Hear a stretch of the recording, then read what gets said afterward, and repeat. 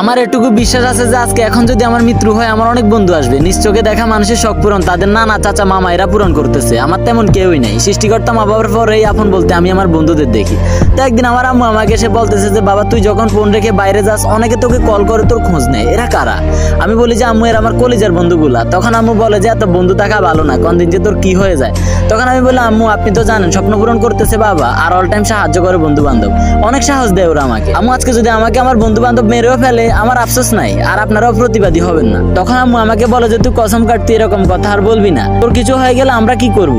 আমি বলি যে কিছু হবে না আমার, ওনার যে কসম কাটতেই হবে তো কসম কাটলাম। কিন্তু আমার গল্পে আমার বন্ধুগুলাই সেরা, অনেক বিপদ থেকে ওরাই টেনে তুলছে। আমিও জান প্রাণ ওদের জন্য, সব বিপদে হাজির থাকতে অলওয়েজ রেডি। সময়ের সাথে অনেক বন্ধু হারিয়ে গেছে, খুব মিস করি তাদের। এটুকু বলবো পরিস্থিতি যেমনই থাক বন্ধু বান্ধব ছাড়বেন না, তাদের মতো কেউই হয় না। ঝামেলা হলে নিজের ইগোটাকে সাইডে রেখে বুকে জড়িয়ে ধরবেন আর নিজের ভুল স্বীকার করবেন, দেখবেন সবকিছুই ঠিক। আজকের মতো এটুকুই, নিউ লাভ স্টোরি কামিং। ততক্ষণ পর্যন্ত সবাই ভালো থাকেন, সুস্থ থাকেন। আল্লাহ হাফেজ গাইস।